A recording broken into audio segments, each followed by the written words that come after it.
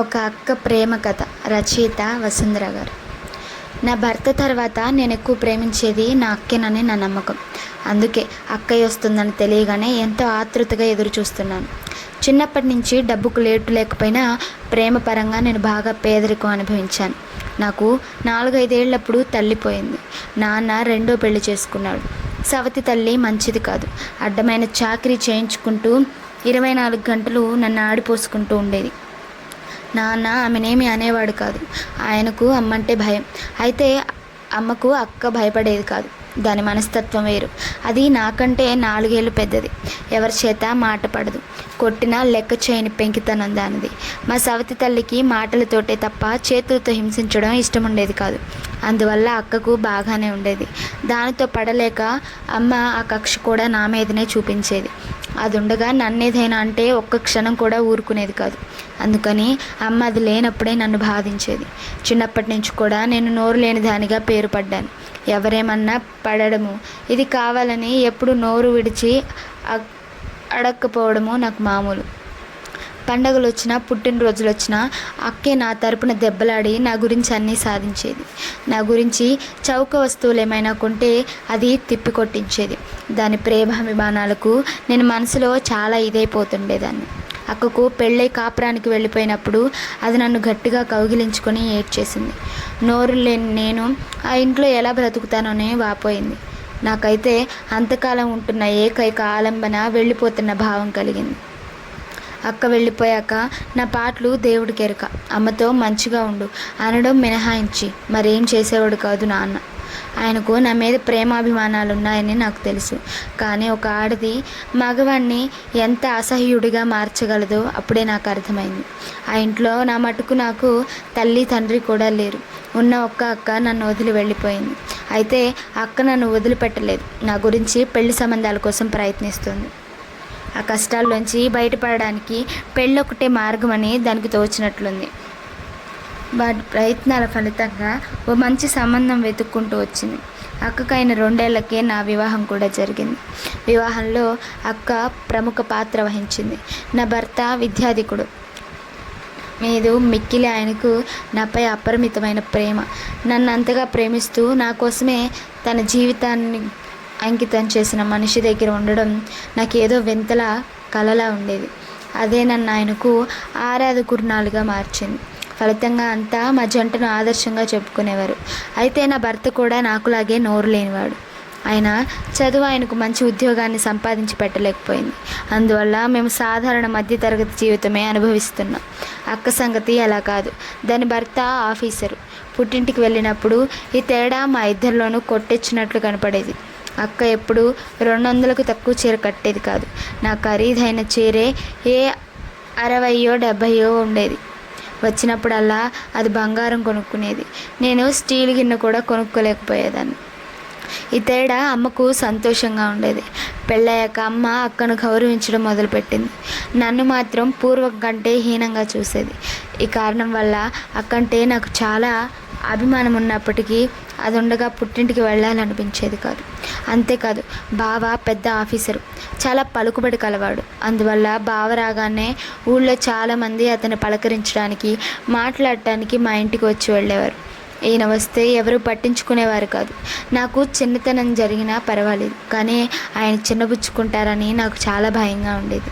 అయితే ఇలాంటి పట్టింపులు ఆడవారికి ఉన్నట్లుగా మగవాళ్ళకు ఉండవనుకుంటాను. ఆయన చాలా సంతోషంగా బావతో మాట్లాడేవారు. బావ ఎన్నో పెద్దగా పట్టించుకునేవాడు కాదని నా అనుమానం. నా బాధ ఒకసారి చూచాయిగా అక్క దగ్గర వెళ్ళబుచ్చుకున్నాను. అక్క నన్ను ప్రేమాభిమానాలతో తిట్టి అభిమానానికి డబ్బుకి లంకె పెట్టుకు అంది. ఎలాంటి కాంప్లెక్స్కు గురి కావద్దని మరీ హెచ్చరించింది. మేమిద్దరం కలిసి ఉన్నప్పుడు ఇద్దరం దాని చీరలే కట్టుకునేవాళ్ళం. నాకు సంబంధించిన వ్యవహారాలన్నీ స్వయంగా చూసేది అక్క.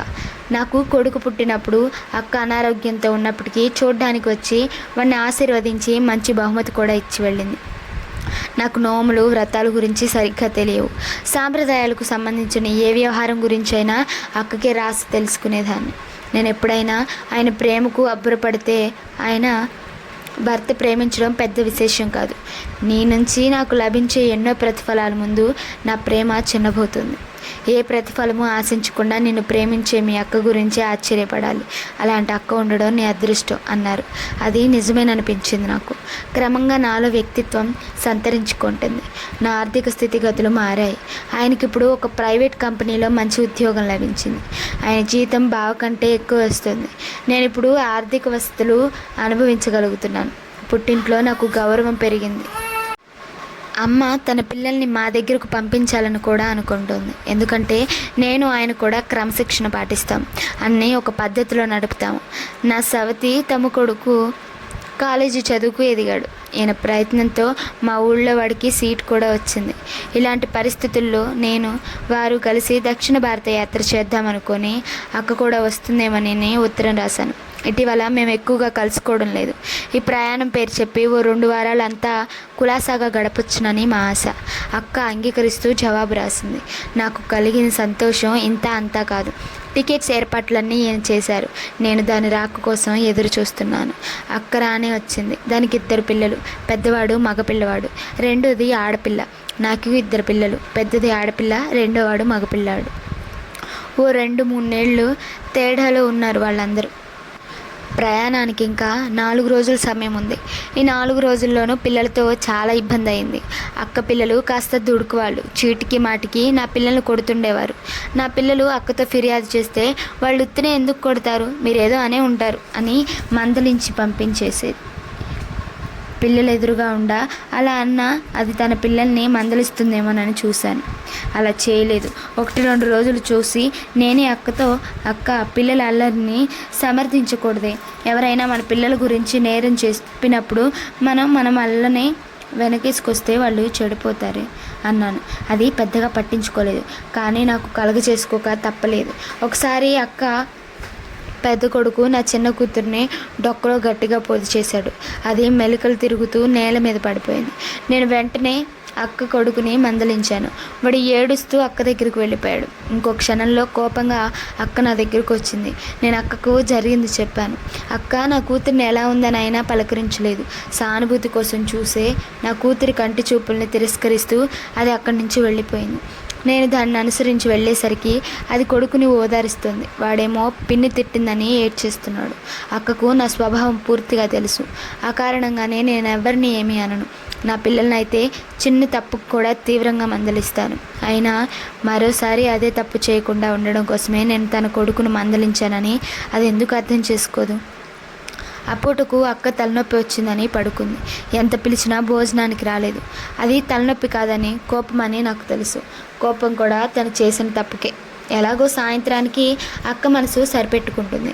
నాతో అది ఇది మాట్లాడుతూ నా పిల్లలు పుట్టినప్పటి నుంచి అభ్రంగా పెరిగారు. వాళ్ళు మాట పడరు. నాది నడమంత్రపు సిరి కాదని నీకు తెలుసు అంది. ప్రయాణానికి బట్టలు సర్దుకునేటప్పుడు కాస్త ఖరీదైన చీరలు వేసుకోవే బాబు, మన హోదాకు తగ్గట్లుగా ఉండాలి, ఏ ఊళ్ళో ఉన్నా అంది అక్క. ఇందులో అన్నీ ఖరీదైనవే అని చెప్పాను అక్కకి. ఖరీదులు విచారించి చూడగా నేను వేసిన 10 చీరల్లోనూ 6 చీరలు అక్క చీరల కంటే ఖరీదైనవి. బొత్తిగా సెలక్షన్ తెలియదే నీకు, ఇంతింత ఖరీదులు పోసి ఇలాంటి చీరల కొనుక్కోవడం అంది అక్క. ఏమనాలో తెలియక అక్క అలా అన్నదని నా అభిప్రాయం. ఎందుకంటే నా చీరలు నాకు అక్క చీరల కంటే బాగున్నాయి.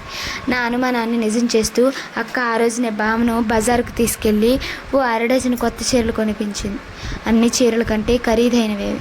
ఇది నాకు చాలా విచిత్రంగా అనిపించింది. అవతల ప్రయాణంలో బోలెడు ఖర్చులుంటాయి కూడాను. డబ్బును ముందే ఇలా ఖర్చు పెట్టేసిందేమిటి అనుకున్నాను. అలాగని వాళ్ళు తెచ్చుకున్న డబ్బు కూడా ఎక్కువ ఉన్నట్లు లేదు. వెళ్ళగానే తిరిగి ఇచ్చేస్తామని అది 3,000 రూపాయలు మా దగ్గర అప్పు తీసుకుంది. ఈ చీరలు కొనడం అయ్యాక పిల్లలతో ప్రయాణం నాకు బెంగగానే ఉంది. ఎదుటి వాళ్ళ పిల్లల్ని కొట్టడం తప్పని నా అక్క పిల్లలకి తెలియదు. అందుకు ఆ పిల్లల్ని తప్పు పట్టలేదు. వాళ్ళు కాసేపు స్నేహంగా ఉంటారు, కాసేపు విరోధంగా ఉంటారు. కానీ పెద్దలు సరిగా ఉంటే బాధలేదు కదా. ప్రయాణంలో ఈ పిల్లలతో చాలా ఇబ్బంది అయింది. మా అక్క బట్టలకు తప్ప మరి దేనికి డబ్బు ఖర్చు పెట్టదు. నాకు బట్టల కంటే కూడా పిల్లల ఆట వస్తువులపై మోజు ఎక్కువ. మా పిల్లలకు లేని ఆట వస్తువులు లేవు. బజార్లో ఏ వస్తువు చూసినా కొనమని అక్క పిల్లలు కాల్ చేసేవారు. మా పిల్లలు అడిగేవారు కాదు. ఇలా అన్నీ మాకున్నాయని మా వాళ్ళు అంటుంటే అక్క కొడుక్కి కోపం వచ్చి, మా నాన్నగారు మీ నాన్నగారి కంటే గొప్ప కదా, మేము కొనుక్కోలేనివి మీరు ఎలా కొనుక్కోగలిగారు అని అడిగాడు. నేను చాలా ఆశ్చర్యపోయాను. ఈ పెద్ద చిన్న గొప్ప తక్కువ ఆలోచనలు పిల్లల బుర్రల్లోకి వాటంతట అవే వచ్చాయా? నా సందేహానికి సమాధానం త్వరగానే లభించింది. వాళ్ళన్నీ ఉన్నాయంటే నమ్మక్కర్లేదు, చూసినప్పుడే నమ్మేయాలి అంది అక్క. అక్కకు కొంత అసహనం ఏర్పడిందని నాకు అర్థమైపోయింది. పిల్లలకు అబద్ధాలాడే అవకాశాలు సృష్టిస్తోంది తను. ఈరోజు నా పిల్లల మాటల్లో అబద్ధాన్ని ఊహించుకుంటే రేపు అక్క పిల్లలు ప్రపంచంలోని ఎవరిని నమ్మగలరు? తాత్కాలికమైన అసహనంలో అక్క తన పిల్లలకి ఎంత అన్యాయం చేస్తుందో గ్రహించడం లేదు. చిన్నప్పుడు నన్ను కంటికి రెప్పలా చూసుకున్న అక్క పిల్లలకు జరిగే ఈ అన్యాయాన్ని వారించాలని నాకుంది. ఎందుకంటే ఆ పిల్లలు 24 గంటలు తమ తండ్రి గొప్పతనం గురించి, తల్లి గొప్పతనం గురించి, తమ వైభవం గురించి, తమను చూసి ఇతరులు అసూయపడే వైనం గురించి తప్ప ఇంకేమీ మాట్లాడడం లేదు. సర్వమానవ సమానత్వం, సహజీవన సౌభాగ్యం ఈ వయసులో దూరం చేసుకుంటే వాళ్ళకు మళ్ళీ అలాంటి అవకాశం లభిస్తుందా? ఒకసారి మందలించబోయినందుకు అక్క నన్ను స్పష్టంగా హెచ్చరించింది. నా పిల్లల్ని ఆఖరికి నా చెల్లెలు మందలించినా నేను సహించలేను. పిల్లల సంగతి అలా ఉంటే అక్క నన్ను కూడా చాలా ఇబ్బందుల్లో పెట్టింది. నా అలవాట్లను, అభిరుచులను ఇన్నింటినీ విమర్శించి తన అభిరుచులను ప్రశంసించుకొని నేను తనకిలా ఎప్పటికీ మారుతానని వాపోయింది. ఈ ప్రయాణంలో నేను గమనించినది ఏమిటంటే నేను చేసే ఒక్క ప్రతిపాదన కూడా అక్క ఆమోదించలేదు. అందుకు పోనీ తార్కాన్నైనా పాటించలేదు. ఒకసారి నేను వేరుశెనక్కాయలు కొంటుంటే అసహ్యంగా రోడ్డు మీద సరుకు ఏం కొంటావే అని తీసి పారేసింది. మరోసారి తనే వేయించిన కారపు శనగలు కొందామంది. మేము త్రివేంద్రంలో ఉండగా కేవలం బీచ్కి ట్యాక్సీలో పెడదామని అన్నాను నేను. అక్క సిటీ బస్సులో పెడితే డబ్బు ఆదా అవుతుందంది. ట్యాక్సీలో పెడితే 1 గంటలో వెనక్కి రావచ్చు. అందువల్ల ఓ 10 రూపాయలు ఎక్కువైనా మధ్యాహ్నం బస్సులో వెళ్ళిపోవచ్చు. అదే బస్సులో వెళితే ప్రయాణం రాత్రికి వాయిదా చేసుకోవాలి. సాయంత్రం 3 దాటితే మనం ఇంకో రోజు అద్దించుకోవాలి. ఇద్దరికి కలిపి 20 రూపాయలు నష్టం అన్నాను. ఏమిటో లెక్కలు చెప్పి కంగారు పెట్టేస్తున్నావు. నీ భాష నాకు అర్థం కాదే బాబు. పోనీ డబ్బు నష్టమైందనే అనుకుందాం. అసలు ఇంట్లో కూర్చుంటే ఏ ఖర్చులు ఉండేవి కాదు కదా. చిన్నప్పటి నుంచి ఇంతే నువ్వు. నీ పిసినారితనం ఎప్పటికి పోతుందో కానీ అంది అక్క. బెంగళూరులో చీరలు కొనుక్కున్నాను నేను. ప్రయాణాల్లో చీరలు కొనడం దండగని గట్టిగా చెప్పింది అది. కానీ నేను వినలేదు. ఆఖరికి చీరలు కూడా నాకు నచ్చినవే. అది బాగోలేదని అన్నప్పటికీ కొన్నాను. తర్వాత అది కూడా అంతకంటే కాస్త ఖరీదైన చీరలు తనకు మళ్ళీ కొనుక్కుంది. కొత్త కొత్త ప్రదేశాలు చూడడం నాకెంతో ఆనందంగా ఉన్నప్పటికీ అక్క ప్రవర్తన నాకు చాలా బాధ కలిగింది. అది ఇలా ఎందుకు మారిపోయిందో, నా పట్ల ఇంత అసహనంగా ఎందుకు ఉంటుందో నాకు తెలియలేదు. అక్క ప్రేమను పోగొట్టుకోవడానికి నేనేం తప్పు చేశానో కూడా నాకు తెలియదు. అయితే తిరుగు ప్రయాణంలో నేను తిరిగి అక్క ప్రేమను పొందగలిగే వరకు అసలు సంగతి నాకు అర్థం కాలేదు. విజయవాడలో ప్లాట్ఫారం మీదకు వంగి చూస్తుండగా ఓ దొంగ నా మెడలోని గొలుసు తెంపుకుపోయాడు. బంగారపు గొలుసు, 2000కు తక్కువ ఉండదు. దొంగ అని అరవడం జరిగింది కానీ వాడు మెరుపులా మాయమయ్యాడు. నాకు కళ్ళ నీళ్ళ పర్యంతమైంది. బాధపడకు, నీ అంత జాగ్రత్త పర్యాల దగ్గర గొలుసు తెంపుకెళ్ళడం ఆ దొంగ గొప్పతనాన్ని చాటుతుంది అన్నారు ఆయన నన్ను ఓదారుస్తూ. అక్క నాకు దగ్గరగా జరిగి ప్రేమగా భుజం మీద నిమిరింది. ఇంతవరకు అంతా ప్రయాణంలో సవ్యంగా జరిగిపోయింది అనుకున్నాను. ఇలా జరగడం నాకు చాలా బాధగా ఉంది. ఆ గొలుసు నేను నీకు చేయించి పెడతానులే అంది. నేను ఆశ్చర్యపోయాను. దాని చేయి నా భుజాన్ని తాకుతుంటే నాలో దుఃఖం పొంగుకొచ్చింది. దాన్ని ఒడిలో తలపెట్టుకొని ఏడ్చేశాను. అది ఆప్యాయంగా నా జుట్టులో తన వేళ్ళు కుదుపుతోంది. కాసేపటికి నేను తేరుకున్నాను. కానీ బాధ నన్ను వదలలేదు. అది పోలేదనే అనుకో. నేను నీకు వేయించి పెడతాగా అంది అక్క. గొలుసొద్దక్క, నేను చేయించుకుంటాను. నీ అభిమానం ఎప్పటికీ ఇలా ఉంటే చాలు అన్న నాకు అక్క అభిమానంలోని రహస్యాన్ని తెలిసిపోయింది. ఇంతకాలం అక్క నన్ను ప్రేమిస్తుందని భ్రమపడ్డాను. దానికి నా మీద ఉన్నది ప్రేమ కాదు, జాలి. ప్రేమ ఏదైనా ఉంటే అది జాలి కారణంగా పుట్టినదేనని అర్థమైంది. నేను కష్టాల్లో ఉండేదాన్ని, ఇప్పుడు కష్టాలు లేవు. నోరు లేని దాన్ని, ఇప్పుడు నోరు లేకపోయినా ఇబ్బంది లేదు. ఇంకెప్పుడు ఎవరి ప్రేమను నోచుకోలేదు. ఇప్పుడు నన్ను ప్రాణాధికంగా ప్రేమించిన భర్త ఉన్నాడు. ఒకప్పుడు నాకు డబ్బు లేదు, ఇప్పుడు నాకు డబ్బుకు లోటు లేదు. ఒకప్పుడు నేను అన్నిటికీ అక్క సలహాలే తీసుకునేదాన్ని, ఇప్పుడు వ్యక్తిత్వం వచ్చింది. నా పిల్లలు నలుగురు మెచ్చే క్రమశిక్షణ కలిగి ఉన్నారు. ఏ విధంగా చూసినా జాలి పడవలసిన స్థితిలో లేను నేను. అందుకు అక్క సంతోషించాలి. జాలి పడవలసిన స్థితిలో ఉన్నప్పుడు మాత్రమే ప్రేమించగలన అక్క నన్ను ఇప్పుడు ఎలా ప్రేమించగలదు? ఇప్పుడు అక్క నన్ను ప్రేమించాలంటే నేను నగలైనా పోగొట్టుకోవాలి, లేదా నన్ను కష్టాలు తరుముకు రావాలి. అక్క ప్రేమ నాకు బాగుంటుంది, కానీ ఆ ప్రేమ కోసం ఇంత త్యాగం చేయగలనా? మరోసారి అక్క వంక చూశాను. అక్క ఇంకా నా వంక జాలిగా చూస్తూనే ఉంది.